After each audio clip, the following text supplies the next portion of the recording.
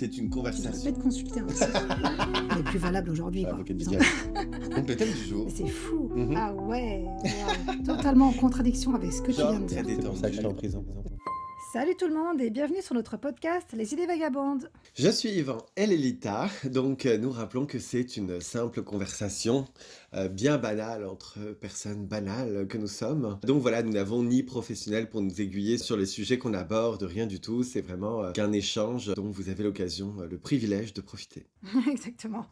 Le sujet d'aujourd'hui, les gens peuvent-ils changer? Mhm. Donc, écoute, question hyper intéressante et Ouais. qui, je pense, fait débat pas mal dans le monde en général. Moi, en tout cas, j'ai entendu toutes sortes d'opinions très arrêtées sur ce sujet. Moi, personnellement, je dirais que non seulement les gens peuvent changer, mais en plus, les gens changent tout le temps. Oui, d'accord. C'est-à-dire que il faut isoler, je pense, du débat la partie on évolue tous tout le temps, toute notre vie. Ouais, Tu bien vois ce sûr. que je veux dire? Donc, Mhm. même quelqu'un qui dit ah, mais je me connais, je ferai jamais ça dans ma vie, ben, plus tard dans sa vie, on ne sait pas quel genre de personne il pourra devenir, ou même des fois, il y a des travers de ta propre personnalité que tu ignores. Hein, donc, Absolument. oui, assurément que déjà, les gens changent toute leur vie. Ça, c'est une partie du problème, enfin une partie de la question.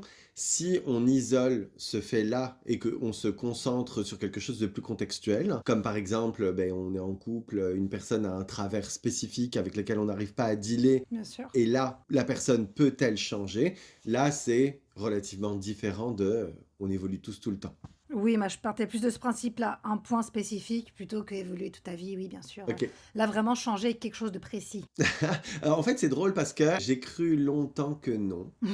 Oui, Comme beaucoup de gens, parce que c'est le discours majoritaire que j'entends, que les gens sont eux-mêmes et qu'ils ne peuvent pas changer. Chasse le naturel, il revient au galop. ouais, bien sûr. Donc les gens peuvent essayer, mais que leur nature profonde, elle, ne le peut pas. Et donc que les gens ne peuvent pas changer au fond. Mhm. Ouais, Je suis vraiment pas d'accord avec ça moi non parce plus. que tu peux apprendre de la vie et des expériences et même des choses, enfin de nouveaux facteurs qui viennent changer ton équation et qui peut t'amener à te motiver sur ce changement. Moi, je suis pas d'accord avec ça, donc on est d'accord qu'on n'est pas d'accord avec ça.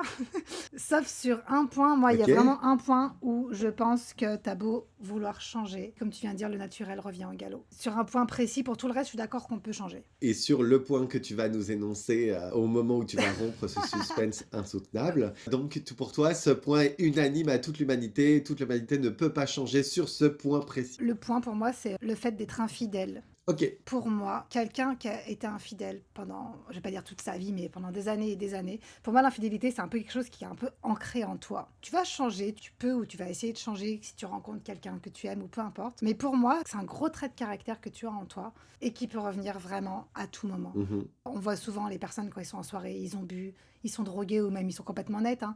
Ils ont une sorte de pulsion, je trouve, un peu comme peut-être un tueur. Mhm. C'est Ok, un peu ok. une grosse On comparaison. vient chercher des instincts, peu importe la facette de l'instinct. Ok, très bien. Pour moi, voilà, c'est un peu un instinct. Et t'as beau vouloir et dire que tu vas changer.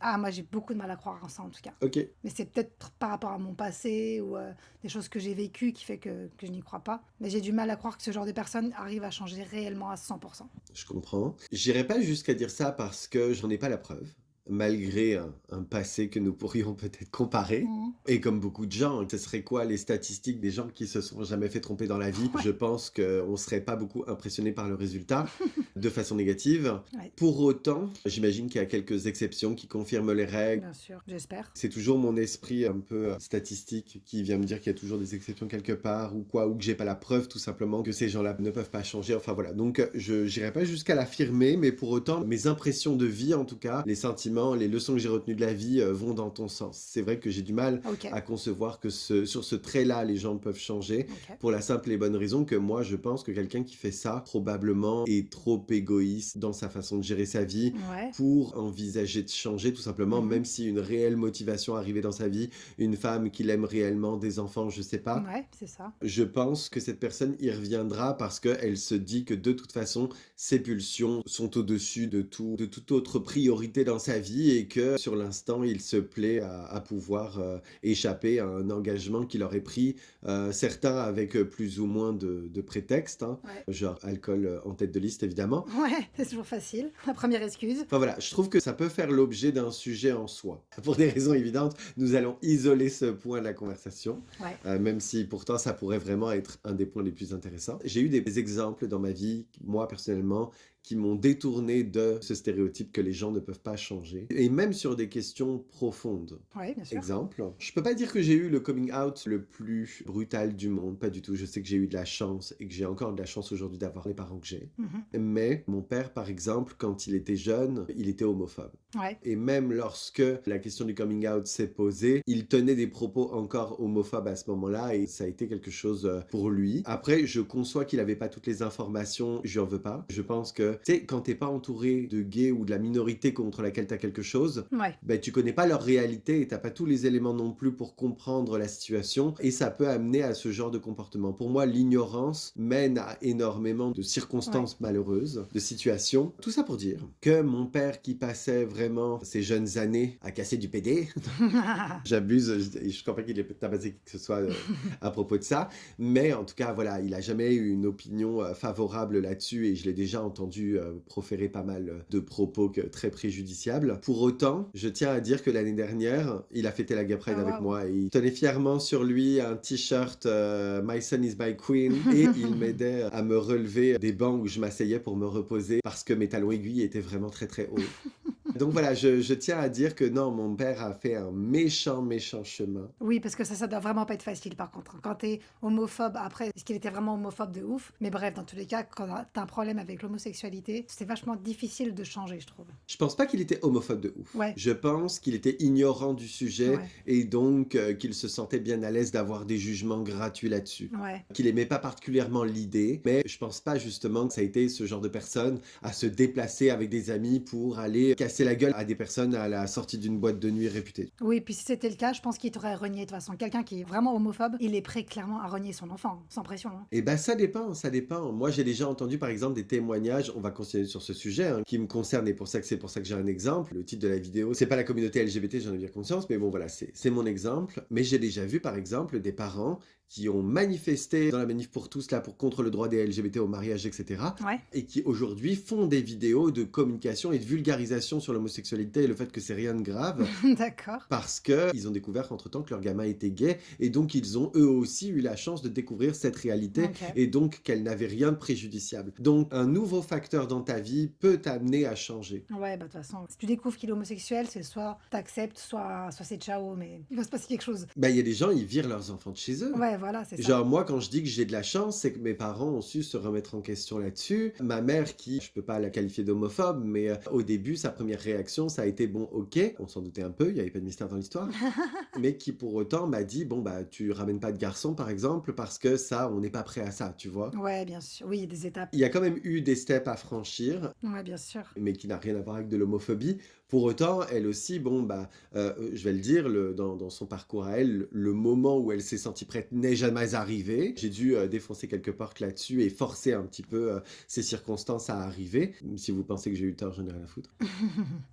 J'ai géré ça comme je voulais et comme je pouvais, et puis ça s'est très bien tourné pour moi, tant mieux. Encore une fois, j'ai beaucoup de chance. Ouais. Mais pour le coup, mes parents ont su évoluer de façon certaine. Et je vais citer d'autres exemples qui fait que mes parents sont des gens très intelligents. Par exemple, je sais que ma petite sœur, un jour, a eu une conversation avec eux. Elle leur a dit « On se dit jamais je t'aime ». Ouais. On s'est dit jamais je t'aime, on n'est pas une famille qui exprime ses sentiments, et puis bah, de toute évidence c'est quelque chose dont elle avait réellement besoin, et pas que elle en fait, des fois on a besoin de certaines choses et même si on n'en a pas conscience, ça peut être plus bénéfique. Bien sûr. Et en fait, bah voilà, mes parents nous ont fait comprendre que eux, ils avaient jamais eu ce genre de communication avec leurs propres parents, Mhm. qu'ils n'avaient pas eu ce genre d'exemple, et donc ils savaient pas comment faire. Ouais. Tu vois, tout simplement, pas qu'ils voulaient pas, mais que voilà, ils n'avaient pas eu cet exemple-là. Ça leur vient même pas à l'esprit, quoi. C'est ça. Mais pourtant, à partir de ce jour-là, même si ça nous a fait bizarre au début qu'on avait l'impression de dire un truc fake, là, eh ben aujourd'hui, genre, il n'y a jamais un appel qui se termine sans qu'on se le dise, etc. Ok. Et ça nous a apporté beaucoup de choses positives au niveau communication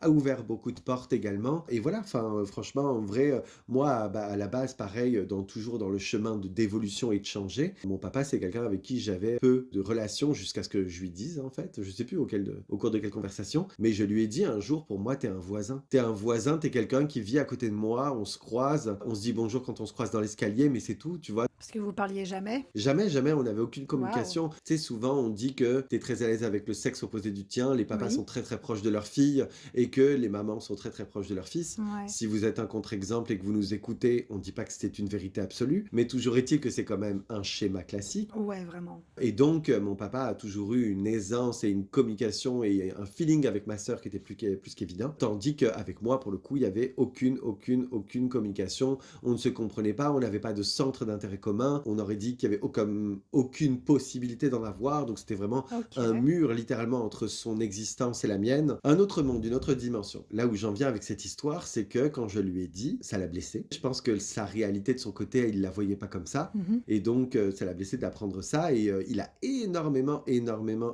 changé dans tout le reste de notre vie pour réparer ça et construire quelque chose avec moi. Et aujourd'hui, c'est quelqu'un que j'aime pour de très bonnes raisons. Pas parce que c'est mon père et qu'il y a des liens du sang et tout. Je déteste toute cette histoire de sentiments qui devraient être donnés d'office parce que quelqu'un fait partie de ta famille. Je trouve ça stupide.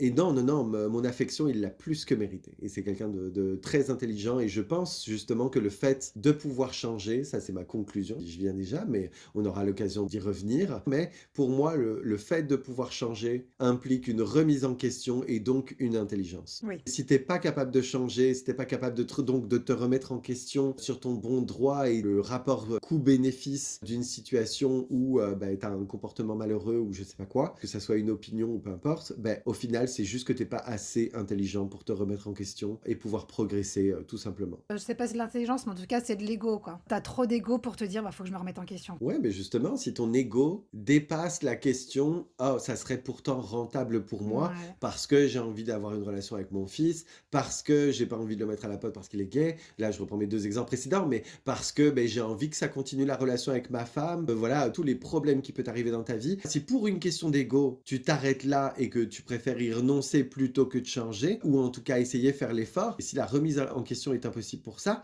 c'est que t'es stupide. Ouais, c'est clair. Non, mais c'est vrai, tu raison. J'ai encore un autre exemple et qui va complètement être dans un contexte différent. Donc, ça va plus justement sur les problèmes de couple, par exemple. Donc, quelque chose, peut-être un exemple qui va parler à plus de monde. Tout le monde n'est pas gay, donc on va Ouais, oublier mes deux précédents exemples pour se concentrer sur quelque c'est chose plus général. ouais, de plus général. Mmh. J'ai déjà été avec quelqu'un qui avait des gros problèmes de colère. Ouais. On parlera pas de violence, Oui, pas de violence physique? voilà, de violence physique, absolument. Mmh. Merci de préciser, c'est important. Ouais. J'ai eu cette chance que cette personne se sente pas assez en confiance, je pense, par rapport à ses propres capacités pour avoir le dessus. Tu vois ce que je veux dire? Ouais. Sinon, peut-être qu'effectivement, ça aurait été jusqu'au physique. Mais en tout cas, voilà, j'étais dans ce genre de relation où la personne, c'était littéralement Dr. Jekyll et Mr. Hyde. Et j'étais avec quelqu'un qui avait tout de bon, D'accord. et qui était capable de me donner absolument tout ce qu'il possédait, etc., pour mon bien, parce qu'il tenait à mon bonheur, etc., et qui, dans un claquement de doigts, si je faisais quelque chose qui lui déplaisait ou qui venait heurter ses convictions, qu'il ait raison ou qu'il ait tort, c'est pas la question, c'est dans l'expression de sa colère, c'est ça le sujet, c'est pas est-ce que j'avais tort ou est-ce que j'avais raison, c'était pas ça. Enfin, c'est pas de ça dont on parle. Eh bien, c'était d'une violence sans nom. C'est quelqu'un qui avait des crises de violence vraiment qui pouvaient pousser jusqu'à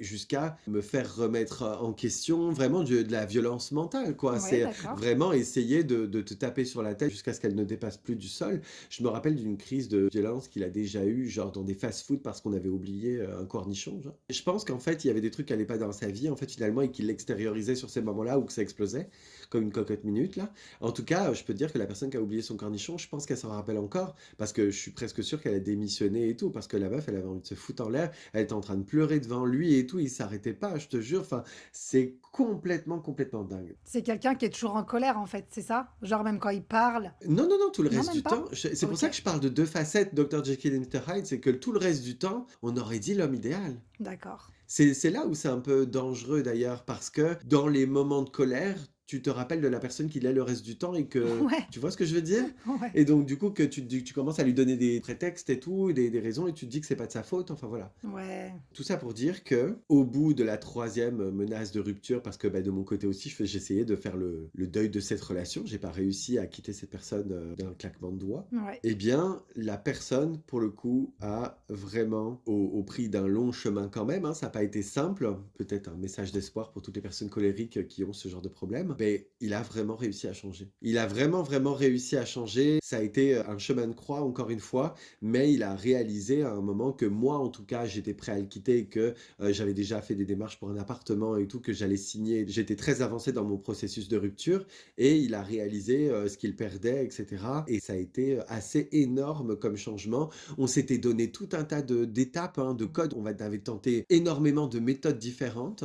Tu sais, les mots de passe BDSM, là, quand ça va trop loin. Oui, Genre, on avait ce même genre de mot de passe. ouais, d'accord, pour dire stop, ouais. Ouais, c'est ça, pour essayer de dire stop, on ne discute plus. Moi, j'avais réussi à analyser que dans son comportement, il y avait un certain délai, en fait, pour lui, pour redescendre et tout, Oui, qui, soit dit en passant, était de 4 jours. waouh, c'est beaucoup. Oui, oui. Non, non, quand je dis que j'étais dans une situation spéciale, c'était spécial. Donc, au bout de 4 jours, il était à nouveau capable, mentalement, de se poser les bonnes questions et de redescendre. Ouais, Si dans tout le reste, le mec, discuter avec lui, c'était te mettre devant une locomotive, un TGV lancé à pleine balle, et espérer qu'il s'arrête devant toi, littéralement. il a changé parce que donc tu l'as vu, mais il a vu un psy ou quelque chose pour changer ou c'est vraiment un travail sur soi, solo? Alors, personnellement, je pense qu'il aurait dû. Mais non, il n'a pas vu de psy, bah, pas tout le temps où on a été ensemble en tout cas. Ok, Pourtant, c'est un changement qui a opéré pendant qu'on était ensemble. Donc, je peux affirmer que ça a été le cas et que ça a été très bénéfique et que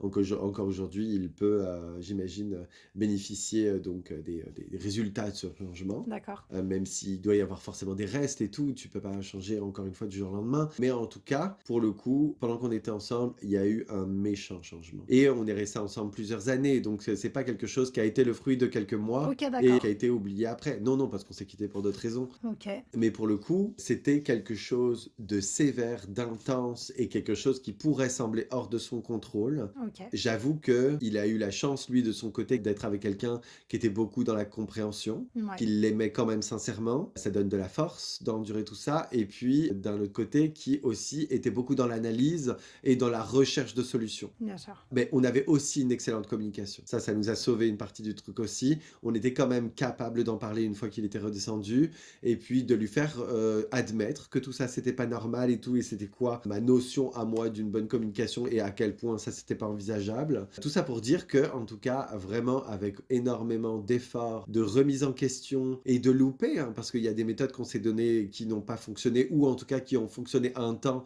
et qui n'ont plus fonctionné, etc.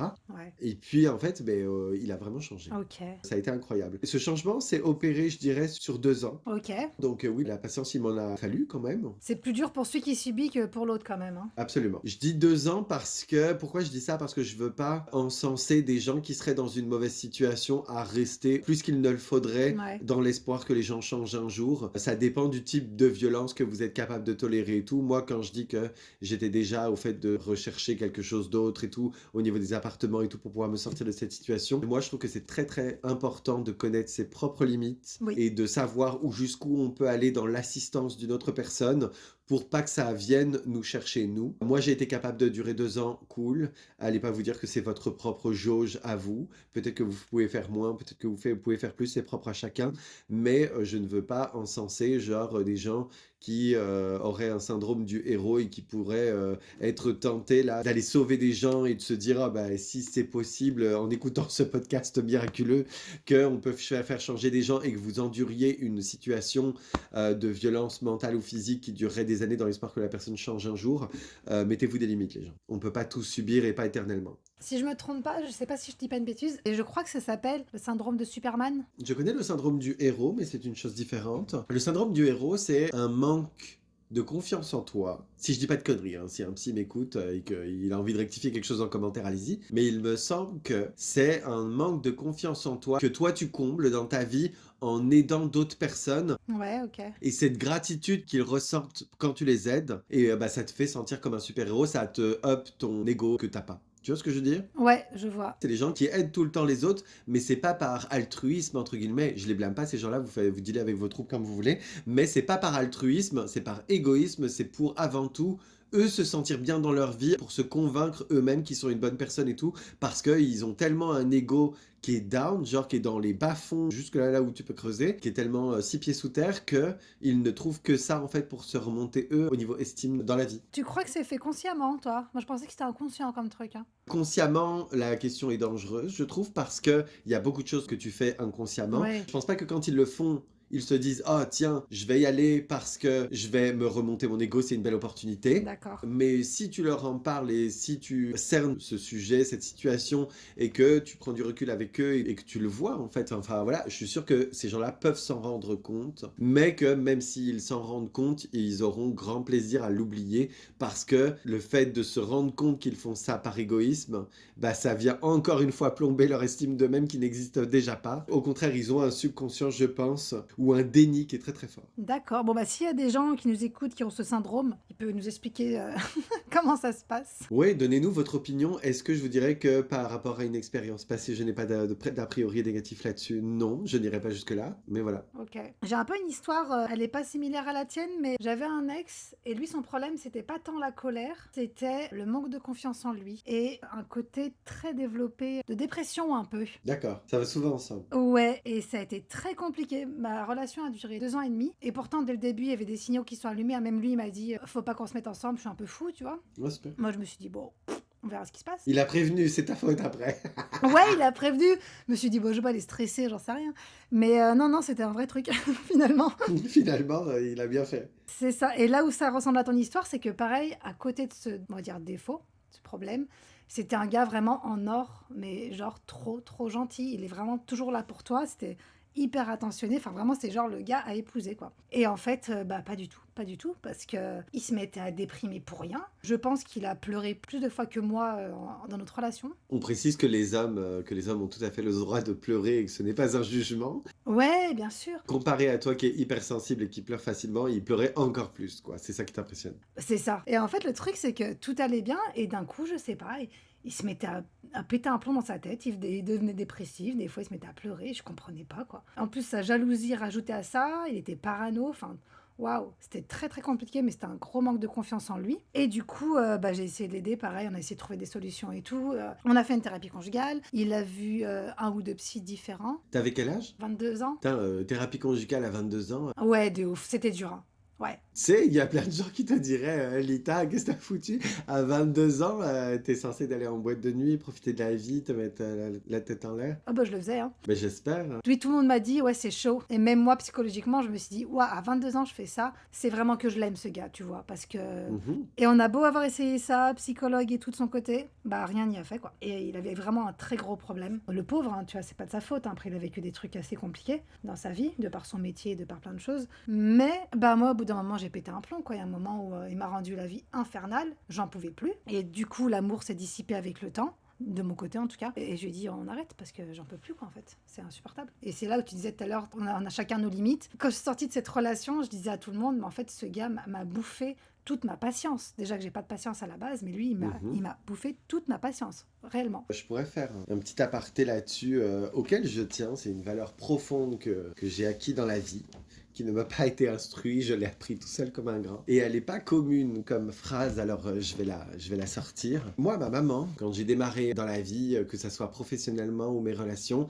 elle m'a toujours dit, genre, il faut s'accrocher dans la vie. Ouais. Mes parents, ils ont d'énervant qu'ils ressemblent à un couple idéal depuis toujours. Ben, ils ont eu des difficultés comme tout le monde, j'imagine, mais en tout cas, eux, ils ont su s'accrocher au travers de ces difficultés et ça leur a apporté plein de bonnes choses. Alors du coup, pour eux, c'est forcément la chose à faire. Et donc, du coup, ma maman m'a toujours dit, Yvan, faut t'accrocher. Faut t'accrocher surtout quand un emploi est difficile, et ben, faut t'accrocher parce que t'as ta famille à nourrir, parce que il y a rien qui est facile dans la vie, mais faut toujours s'accrocher. Pareil, ta relation, les relations, les jeunesses, jeunes d'aujourd'hui, avec internet, vous avez beaucoup trop de facilité à remplacer les gens. Nous, on devait s'accrocher ensemble et tout, tu pouvais pas changer comme ça. Et donc, du coup, ben, il faut s'accrocher. Quand on s'accroche, ça vaut la peine. Il y a rien qui est facile dans la vie, blablabla. Ma mère disait pareil, enfin dit pareil. Je vais y aller avec mon propre conseil, les gens qui nous écoutent, et notez-le quelque part, faites-le vous, tatouez s'il le faut en mode Vida la Viva, là, je sais pas quoi, là, tous les tatouages hyper tendance, là, Vida sur le poignet, là, les gens qui font ça, ça me fait triper. J'adore. Et donc, Carpe Diem, tout ça, tout ça. Oui. Moi, ma leçon, c'est qu'il faut savoir s'arrêter dans la vie. Il faut être conscient de ses limites et déclarer forfait au bon moment pour se préserver, quel que soit le sujet. C'est le plus gros conseil que j'aurais aimé qu'on me donne dans la vie. Parce que au final, moi, c'est vraiment l'expérience pour le coup qui m'a appris que un emploi dans lequel tu te sens pas bien, qui est toxique et tout, peu importe les responsabilités que tu as, bah à part un cancer parce que t'es pas bien dans ta tête, un ulcère à l'estomac ou je sais pas quoi, tous les problèmes que peuvent t'apporter la dépression en fait finalement, le burn-out et tout, et bah c'est juste l'essence même de tout ce qui va pas dans notre société, de s'acharner à des choses qui ne nous conviennent pas. Pareil dans un couple c'est fait pour se up ensemble dans la vie, c'est fait pour s'élever. On peut être un soutien pour l'autre dans des Bien moments sûr. où ça va pas, il y a des aléas, c'est normal, mais on doit se renforcer ensemble, on doit s'élever ensemble. Oui, il faut pas qu'il y en a un qui soit un boulet, quoi. Au-delà même d'être un boulet, elle peut être sans intérêt, tu vois. La personne qui est à côté de vous n'est pas une valeur ajoutée. C'est que vous n'avez pas de temps à perdre. Que ce soit pour un mec, une meuf, un non-binaire, tout ce que vous voulez. Un emploi, peu importe le sujet, si vous endurez une situation, il faut savoir déclarer forfait. Ouais. J'avais une pote pareil, genre dépression et tout. Ouais, pareil, j'aurais aimé à ce moment-là entendre cette phrase. Faut savoir déclarer forfait parce que je l'ai soutenu au moins 5 ans dans sa dépression là et ça m'a bouffé aussi, hein. Ouais, je vois ce que tu veux dire. Déclarer forfait les gens. Voir marquer ça sur une tombe, ça serait hyper ironique. T'imagines, tu pointes sur une tombe, il n'y a même pas de prénom, il y a juste faut savoir déclarer forfait. Je trouve ça hyper drôle. Si vous entendez ça les gens, sachez que ça peut faire office de dernière volonté si je suis mort entre temps. Non, mais je suis d'accord. Il faut savoir déclarer forfait et il faut aussi comprendre qu'on ne peut pas changer des gens. Si la personne ne veut pas changer, tu ne peux pas la changer. Tu peux l'aider, donner des pistes, machin, mais si elle veut pas, elle changera pas en fait. Tout Personne simplement. change contre son gré, hein. Exactement. C'est dépenser de l'énergie, c'est se prendre la tête pour au final pas grand-chose, quoi. Pareil pour moi, un red flag, au-delà de la volonté, donc la première étape c'est la volonté. Non, c'est la deuxième étape, la volonté en fait finalement, parce que la première, ça serait de réaliser qu'il y a un problème. Oui. Ça, rien que ça, il y Ouais. a plein de gens qui n'y arrivent pas, hein. Ah bah oui. Et ça, c'est pas votre boulot à vous, en tant que soutien dans la vie, de faire réaliser à l'autre qu'elle a un problème. Vous pouvez l'aider à le comprendre, à dire, à énoncer qu'il y a un problème, mais en revanche, si la personne doit comme le réaliser pleinement, et puis voilà, c'est pas votre boulot là, c'est le boulot de son psy, c'est le boulot de sa mère éventuellement. Et encore là, les pauvres mamans, elles ont pas tout sur le dos là. Enfin, Oui.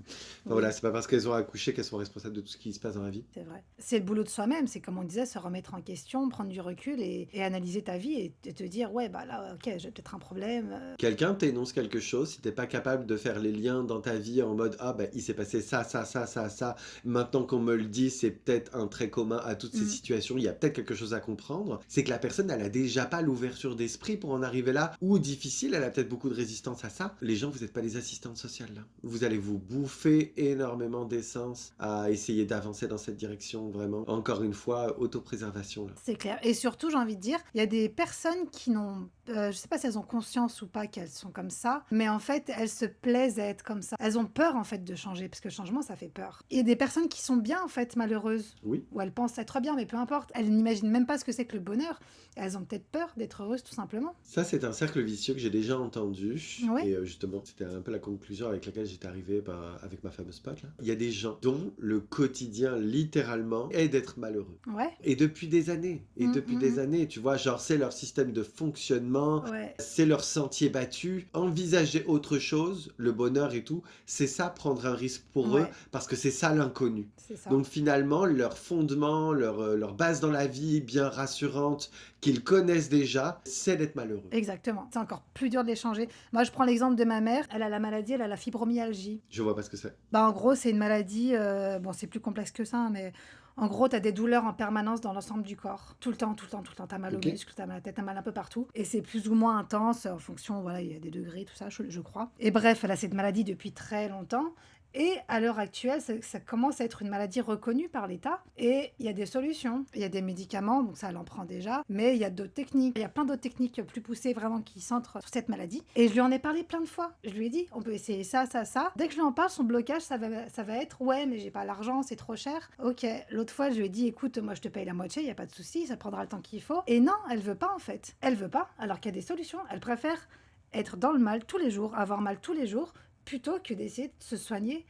Et pour moi, en fait, elle a juste peur, quoi, comme on disait. Elle a juste pas envie, quoi, d'aller mieux. Mhm. Parce qu'elle a connu que ça, en fait. C'est C'est triste. très triste. J'ai essayé tellement de fois, maintenant j'arrête. J'ai encore essayé il y a quelques mois, mais en fait, je vais arrêter d'essayer parce que c'est comme ça, on peut pas changer les gens. C'est dur hein, de passer même au-delà d'une certaine autodéception quand on laisse tomber quelqu'un. Quand je dis, oh, faut savoir déclarer forfait, j'ai conscience que ce que je demande, ce que je suggère, ce que je conseille, c'est lourd. Hein. C'est vraiment lourd à faire. C'est pas quelque chose de facile de déclarer forfait. Ouais, De laisser tomber une personne qu'on aime, ouais. amis, famille parfois, hein, enfin peu importe la raison pour laquelle on porte des sentiments à cette personne, que ce soit amical ou pas. C'est très très très très dur de laisser tomber quelqu'un. Ton ego en prend un coup, tu te dis que t'es une personne mauvaise. C'est pas tant l'ego, moi, c'est que je me dis, mais en fait, c'est de l'incompréhension. Et je comprends pas, et ça m'énerve quand je comprends pas. Bah, et puis tu prends ça pour une défaite, enfin, il y a tout un tas d'émotions négatives qui te traversent, c'est vraiment difficile. De ouf, on peut pas changer les gens. Ben si, on a démarré en disant qu'on pouvait changer les gens, C'est justement. vrai. Non, on a dit les gens peuvent-ils changer? Tout à fait. Ils peuvent, s'ils en ont envie, mais nous, on peut pas les changer.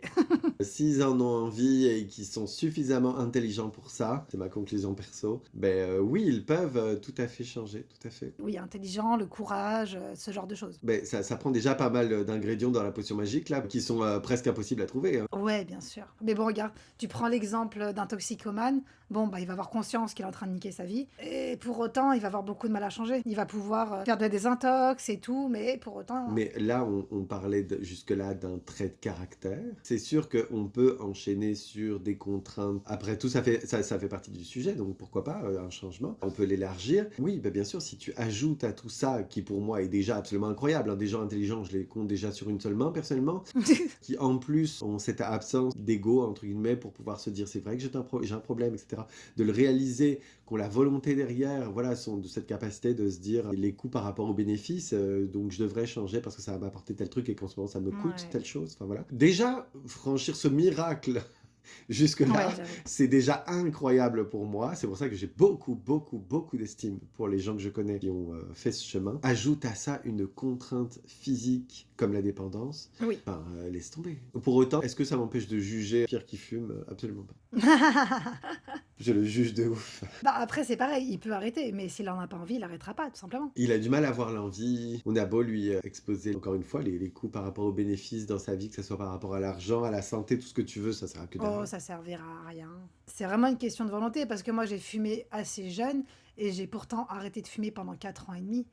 J'ai replongé après 4 ans et demi, mais j'ai arrêté du jour au lendemain, comme ça, limite en claquant des doigts, on va dire, parce que j'avais tout simplement cette volonté d'arrêter. Mon père a fait pareil, là aussi, il y a toujours une question de motivation, bien sûr. Un jour, j'ai eu un pneumothorax, mes parents ont dû arrêter de fumer d'une shot, là. Donc, ils l'ont fait, alors que c'était évidemment très très dur pour eux, mais là, c'était une nécessité. Donc, tu sais, quand tu te retrouves, encore une fois, dans une situation dans la vie où tu es obligé, c'est même plus une question, bizarrement, tu la trouves la force. Ouais, non, mais c'est ça. Pour changer, je pense qu'il faut une vraie raison. Faut trouver sa raison. Ah, sinon, c'est nul. Je vais aborder une facette du changement peut-être inattendue dans le débat. Mais moi, j'ai déjà exprimé à un psychologue. J'avais dit dans un podcast précédent que je n'avais jamais vu de psy. Et c'est vrai, pas en tant que client, je disais à un psychologue, mais qui n'était pas dans le contexte d'une consultation. Enfin, je sais pas si tous mes histoires, évaluations, on va dire, pour justement tout ce qui était neuroatypie et tout, ça compte comme une consultation ou pas, puisque c'était des examens, mais pas une consultation pour parler d'un problème à proprement parler. Donc, voilà, diagnostic bizarre là. Je sais pas si les gens compteront ça comme une consultation.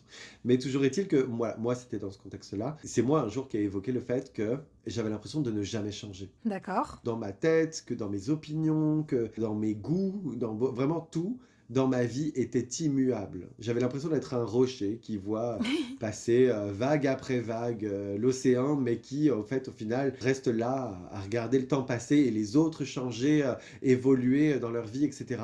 Et que moi, rien n'a jamais changé. Rien, rien, rien. D'accord. C'est assez fou et c'est toujours vrai. Et on m'a expliqué à ce moment-là que ça avait un rapport avec la neuroatypie. Ça ne veut pas dire que tous les neuroatypiques ne changent jamais, mais on m'avait exprimé que ça pouvait arriver que des neuroatypiques et cette impression en fait de ne jamais changer parce qu'ils ne changent pas. C'est-à-dire qu'en fait, c'est des gens qui sont peu touchés par ce qui est affect, etc. dans la Ouais. vie au niveau de leurs opinions et tout, donc ça s'arrête beaucoup sur les faits, etc. Et donc des choses qui ne changent pas au cours de la vie. Ouais, je vois. Genre, s'il y a pas ton émotionnel qui vient embarquer dans tes opinions, et ben en fait, derrière, ça veut dire que tu t'arrêtes que sur des faits et que ça, peu importe le stade de ta vie où tu en es, ça change pas. Et en fait, moi, c'est beaucoup mon fonctionnement. Et ce qui fait que j'ai jamais eu l'impression de changer dans la vie, ni dans mes goûts, ni dans mes opinions, ni de rien du tout. Oui, en fait, toi-même, tu vas pas changer de caractère, ni de comportement, ni de personnalité, on va dire, mais ta vie va changer, par contre, autour de toi. Ma vie va changer parce que Ouais, les événements changent autour ouais, de c'est moi et ça. m'amènent de nouveaux sujets. Mais par contre, par exemple,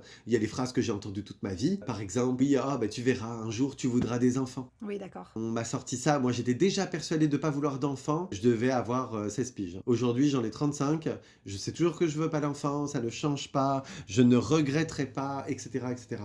Et ça c'est ça sur vraiment très très très très très nombreux sujets où j'ai des idées hyper arrêtées, où j'ai l'impression d'en avoir fait le tour, ça arrive qu'on m'amène de nouveaux ingrédients là, à reconsidérer, mais c'est très très très rare. Bah, après, c'est peut-être pas plus mal, hein, comme ça, tu restes toujours toi-même, tu te prends pas la tête, tu te poses peut-être pas trop de questions non plus, et puis tu le vis bien. La seule difficulté dans ma situation, c'est que tu regardes les autres changer par contre. Et du coup, c'est que ça, c'est un effort de compréhension des autres, d'empathie en fait, à faire, qui est pas forcément inné, puisque toi, ça ne t'arrive pas. C'est un peu comme être compatissant envers tous ceux qui ont des boutons pendant la puberté, alors que toi, t'as une peau de ouf, tu vois. Quand t'es pas toi-même sujet à quelque chose, à côté de voir les gens qui sont sujets constamment, le changement, c'est tout le temps.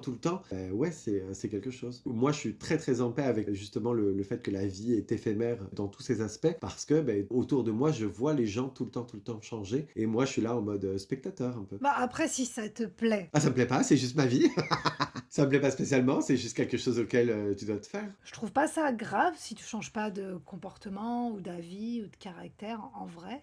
Ah, moi, je trouve pas ça grave non plus. Moi, ça me va très bien. Si t'es bien dans tes baskets, en plus, on va dire que t'as quand même une vie, ça bouge quoi, tu vois? T'as pas Ouais, une vie naze quoi, tu réussis plutôt bien. mais j'ai pas une vie naze parce que j'ai fait des choix qui me semblaient pertinents. C'est ça. On peut dire les gens, oui, ils ont changé, eux, ils se sont mariés, ils ont eu des enfants, mais en fait, il y a plein de gens qui n'ont juste pas envie de ça, tout simplement quoi. Avoir un crédit sur la tête, avoir 5 gamins, bah non, en fait. Le scénario que tu décris, je le juge tellement par contre. Sachez que si vous êtes une famille lambda, vous avez 7 enfants et tout là, je vous juge. Ça fera l'objet d'une autre vidéo, c'est sûr et certain. Oui, Bon, d'ailleurs, je trouve que ça pourrait presque être mis dans le sujet, le fait que les temps changent, que la société a d'évoluer et que les gens ne suivent pas. Ça, c'est le phénomène de la vieillesse, par exemple, mais je trouve que c'est assez fulgurant de plein de façons qu'a la société d'évoluer dans ses mœurs, dans ses technologies, elle évolue constamment et que les gens, non, ils en sont pas capables. T'as beau leur dire, par exemple, les gens qui ont entendu toute leur enfance, le plastique, c'est fantastique. Et aujourd'hui, on essaye d'enlever les sacs plastiques ou tout ce que tu veux de la planète parce que ça bouffe tout, mais les gens ne sont pas capables de changer. parce qu'une fois de plus, on leur impose ces changements. Déjà, les gens, comme on disait, ils aiment bien leur petite vie tranquille, leurs habitudes. Mais là, en plus, on leur impose des changements. Donc, ils n'ont pas envie. Ils font un blocage. Et ils ont peur du changement. Mais si tu leur imposes pas, ils changent pas. Ah bah oui, mais c'est clair. Ah oui, bien sûr. Bah là, pour la société, oui, il y a un moment. Oui, là, pour la société, t'as pas le temps que tout le monde arrive à la même conclusion que toi. Je suis d'accord, mais c'est pour ça que les gens mettent beaucoup de temps à changer. Parce que, bah, comme on dit, question d'ego, bah non, vieille école, machin, j'ai pas envie de changer. Et d'autres ont peur, d'autres, c'est compliqué. Certains changements, on peut pas. Il y a plein de raisons qui font que les gens mettent du temps à changer, en fait, tout simplement.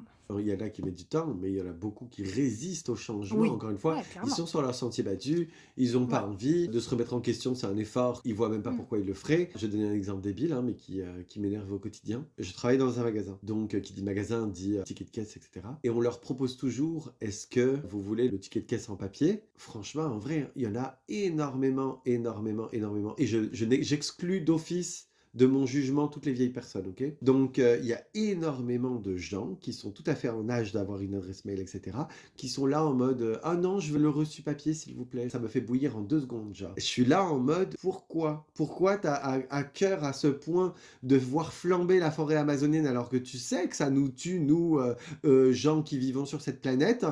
pour le chiffonner dans 2 secondes et l'oublier dans ton fucking sac. Genre, il y a rien qui a du sens là-dedans, mais tu vas le prendre quand même. On te propose une alternative, hein. Est-ce que vous le voulez par mail? Si t'as pas de mail en 2024, encore une fois, j'exclus les vieilles personnes, c'est que t'as quand même un problème. Je suis désolé. Oh non, mais des fois, ils te disent oh, oh, oh, je suis de la vieille école. Et là, t'as envie de dire oui, bah vivement qu'elle crève. Moi, c'est ce que je me dis, avec vraiment beaucoup d'affirmations. Vivement la nouvelle école. Vivement la nouvelle, vivement la rentrée, parce que bordel. Non, non, franchement, en vrai, oui, souhaiter la mort des gens, c'est chiant, mais quand ils font couler le bateau tout entier, excusez-moi, ça marche plus. Oui, on est impatient de se débarrasser de vous. Ouais, il y en a, c'est hardcore. Encore une fois, je parle pas des vieilles personnes dont c'est pas ils sont même pas en capacité de suivre ce changement Bien et sûr, tout, là, tu vois, donc bien je parle sûr. pas de ces gens-là, mais il y a des gens, c'est volontaire, là. Donc vous, là, l'arme à gauche, tout de suite, là. Conclusion, on pourrait se donner, écoutez, oui, les gens peuvent changer, à condition d'avoir le QI nécessaire. L'envie, le courage, La motivation, oui, ils sont tout à fait capables de changer. à part quelques exceptions, comme on l'a dit. Ou c'est plus compliqué en tout cas. On met entre parenthèses toute question de charges supplémentaires comme des addictions ou des choses comme ça, une contrainte physique qui ferait que ça serait plus difficile. Et mental, Tout à fait, on peut changer si on a les capacités de le faire, on va dire. absolument. Eh bien, on espère que notre podcast vous a plu. On se retrouve la semaine prochaine pour un nouveau sujet. Fourmi ou cigale pour notre prochain sujet. Donc juste pour contextualiser 2 secondes. Fourmi, vous êtes dans les projets d'avenir, recumulez pour votre retraite et tout, alors que vous êtes cigale, vous vivez au jour le jour. Et c'est ça. Voilà, donc on aura encore pas mal de choses à dire là-dessus. Eh bien, à la semaine prochaine. Bye! Bye bye.